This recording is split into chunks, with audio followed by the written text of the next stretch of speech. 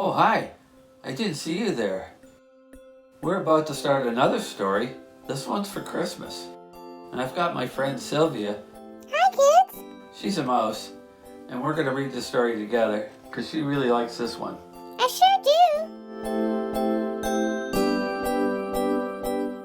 So the name of this story is A Visit from St. Nicholas. But lots of people know it as 'Twas the Night Before Christmas.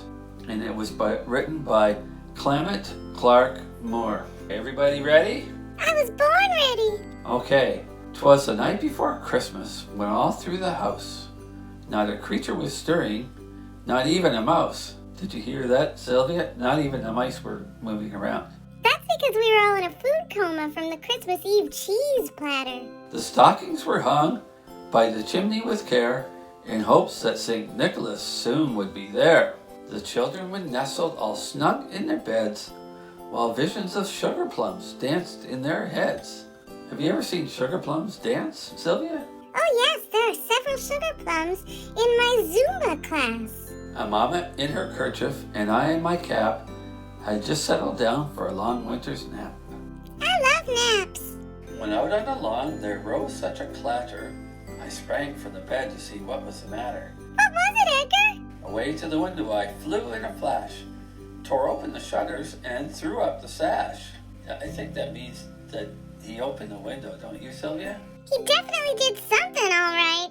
The moon on the breast of the new fallen snow gave the luster of midday to objects below, when what to my wondering eyes should appear? What a miniature sleigh, and 8 tiny reindeer. Oh, I wonder if the miniature sleigh was for a mouse. With a little old driver so lively and quick, I knew in a moment it must be St. Nick. Oh!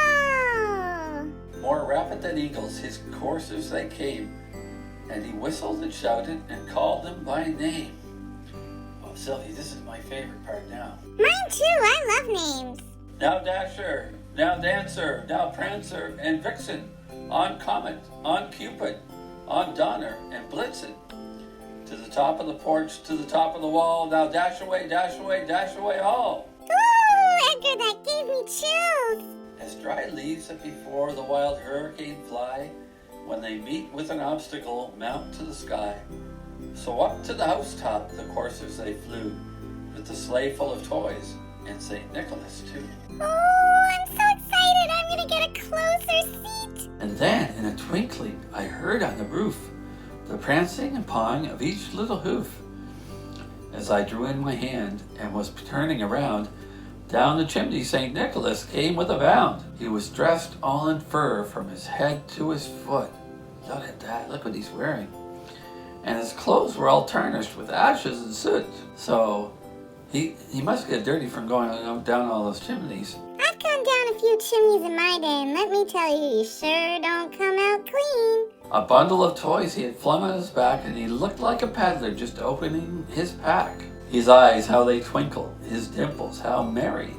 His cheeks were like roses, his nose like a cherry. His droll little mouth was drawn up like a bow, and the beard of his chin was as white as the snow. Just like us. The stump of a pipe he held tight in his teeth, and the smoke it encircled his head like a wreath. He had a broad face and a little round belly that shook when he laughed like a bowl full of jelly. I love jelly. He was chubby and plump, a bright jolly old elf, and I laughed when I saw him in spite of myself. A wink of his eye and a twist of his head soon gave me to know I had nothing to dread. He spoke not a word, but went straight to his work and filled all the stockings, then turned with a jerk, and laying his finger aside of his nose, and giving a nod, up the chimney he rose. He sprang to his sleigh, to his team gave a whistle, and away they all flew like the down of a thistle. But I heard him exclaim, ere he drove out of sight, "Happy Christmas to all, and to all a good night." Isn't that a great story, Sylvia? Oh yes, Edgar, I loved it. Although, it sounded to me like the mice didn't get any presents. Rude. Well, we hope you liked the story, but that's all there is for this one.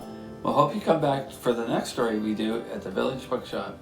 Bye now. Bye, kids. Merry Christmas.